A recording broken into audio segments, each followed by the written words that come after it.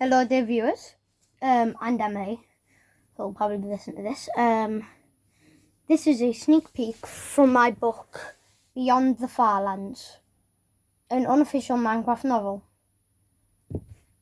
It should be able to be ordered some point in June, which I'll give you an update on soon. No more yappering, let's get straight in. Beyond the Farlands. Blurb.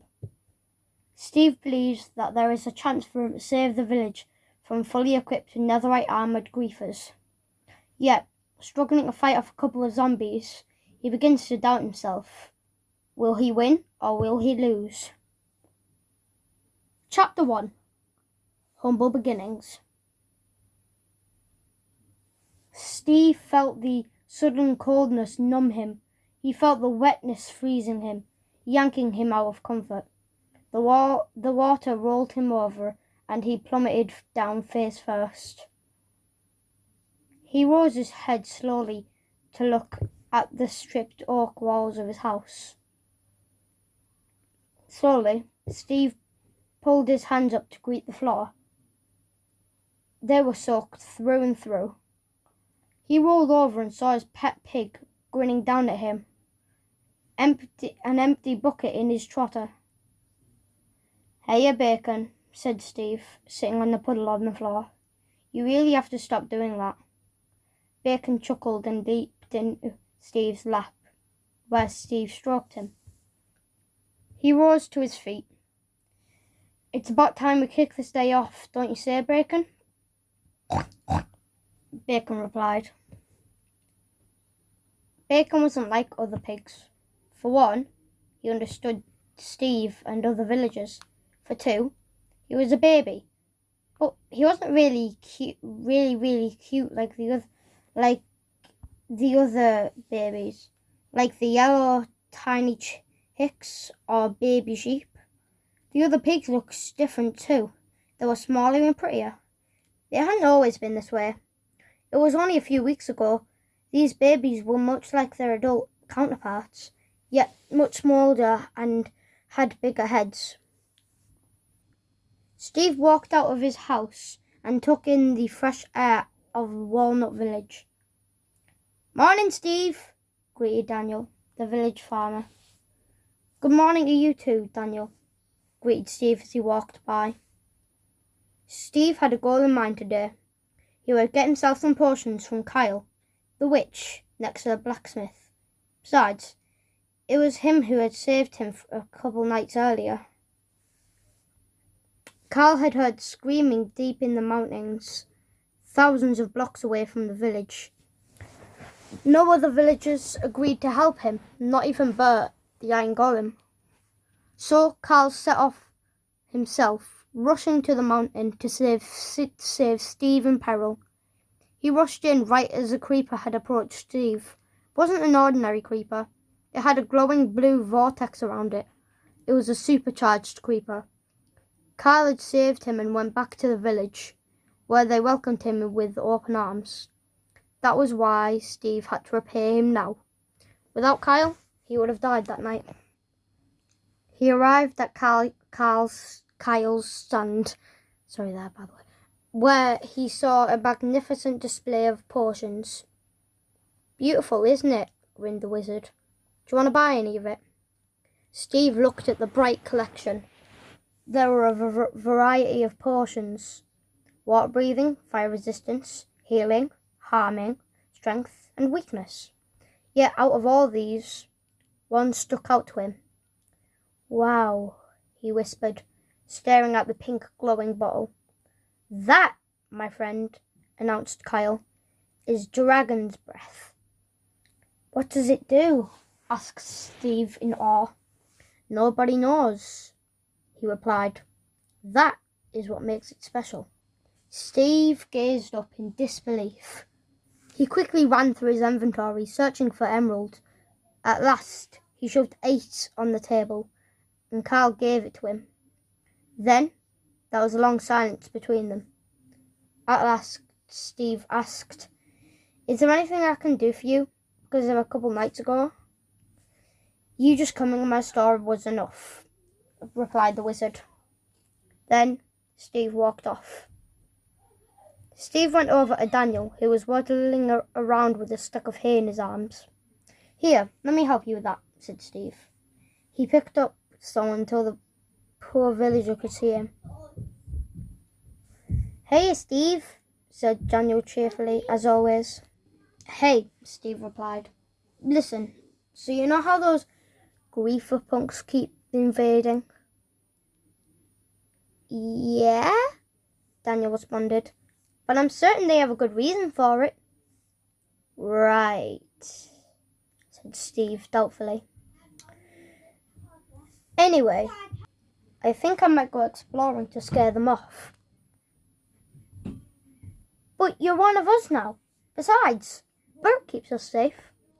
I know, whispered Steve, but he'll only protect us for so long. Daniel wouldn't listen to Steve anymore. He just told Steve to help him with the hay. When Steve arrived home, he sat at his desk, rolling the potion bottle in his hands. Dragon's breath, he wondered. What do you do, dragon's breath? Eventually, after he finished staring mesmerised at the potion, he opened it and put a drop on his hand. When he was done contemplating what to do, he put the drop in his mouth and swallowed. Sweat pooled on the floor beneath him. His forehead was like a leaky sponge. Steve longed for water as his mouth had dried up and he turned red hot. He had to clutch the corners of his table to stop him from jumping up. It was the spiciest thing he had ever tasted in his entire life. At the end of his suffering, he took a sigh of relief and then heard a voice in his head.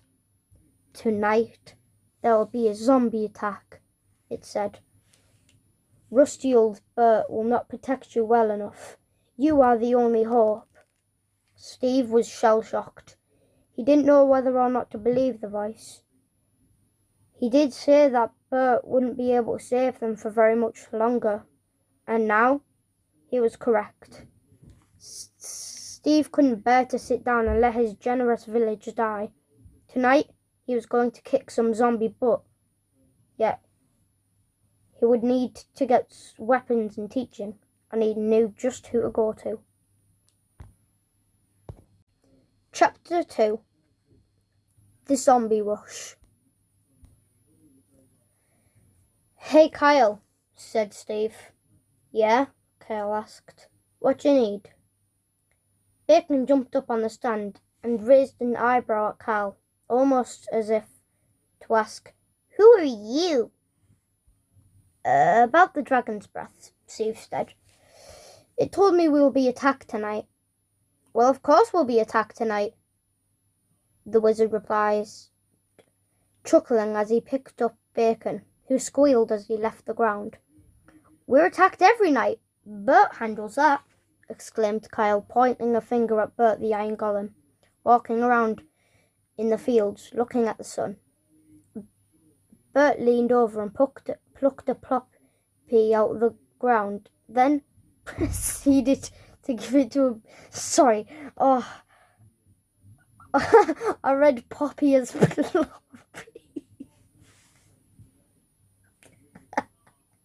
Gave it to a baby villager. No, stated Steve.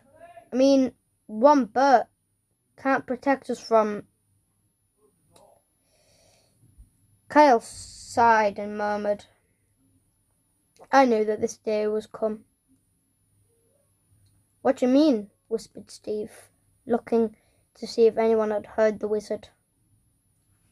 Kyle set Bacon down, who was still scowling after the potion seller had humiliated him.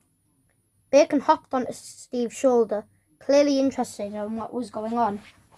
Bert is an iron golem. Iron golems take damage and crack. Eventually, he will shatter. I just didn't know it would be today, said Kyle solemnly. Kyle sighed, and after a few awkward moments of silence, Kyle spoke. Sneak out now. I'll give you an invisibility potion. You'll be able to achieve stone tools by night. mine trees, craft tools. It's simple, really. With that, Steve walked off. He sat atop his house alone. The soon-to-be hero stared down at the silver, gloopy liquid in the bottle. "Here goes nothing," he said aloud. Suddenly, before he could take a gulp of the goo, he heard an oink behind him. Steve turned to see an exhausted pig clambering with every ounce of his energy onto the ceiling. It was Bacon, oinking like mad, as if to say, "There's no way you're leaving without me." Steve understood instantly. Bacon wanted to go with him. Yet, surely he wouldn't survive with Steve, right? No. Bacon was always underestimated by the other villagers. Steve wasn't going to do that too. Steve took a gulp of the bottle and gave Bacon the rest, before scooping the invisible pig in his arms and running away. Steve punched the oak wood tree and turned it into planks before making sticks and a crafting table.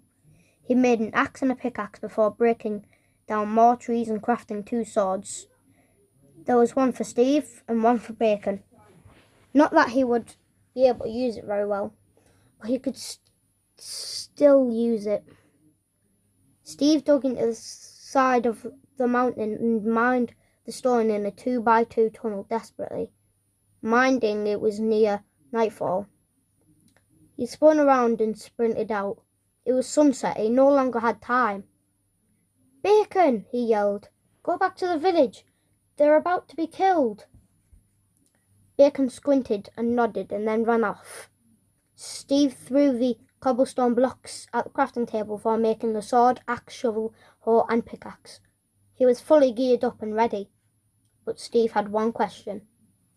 Was Bacon? Chapter 3. A Bacon Quest. Bacon ran. Tripping down blocks was fine, but the village wasn't. He leaped over, more like climbing, sheep, cows, other pigs, and horses.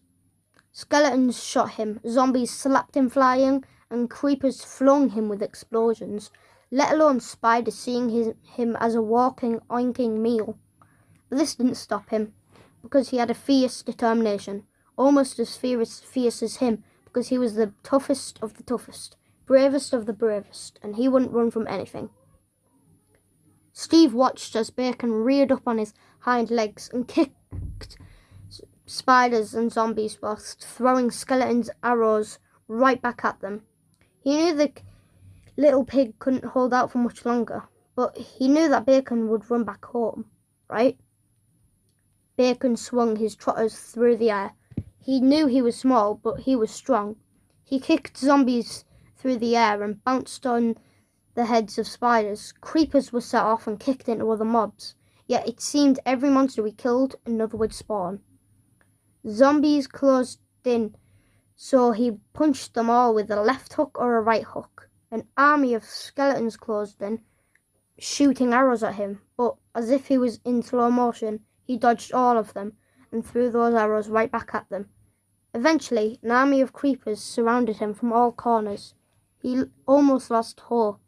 Was this the end already? Yet through this, an idea popped into mind. It was crazy and risky, but it was the only one he had. The creepers around him grew white, expanding, and Bacon closed his eyes. Kaboom! The smoke cleared, just to show to the mobs that Bacon had leaped into the air. Well, to the mobs that remained. The creepers had made such a shockwave that most of the creatures either died of fall damage or the explosions. Finally, as Bacon's spirit was at the highest, a hairy mass clambered over each other, millions of glowing, judgmental eyes glaring him up and down. The hairy, 8-legged army was spiders. Bacon's only fear.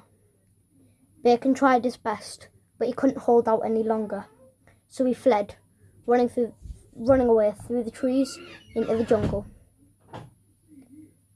It was pitch black in the jungle. Bacon couldn't see a thing around him for miles. He stretched a trotter in front of him. The ground was there. As he walked on, repeating this cycle, he heard noises. Scary noises. The burr of a zombie, the clink of a skeleton, and the low-pitched hiss of spiders. Bacon's heart was pounding out of his chest. Step. Step.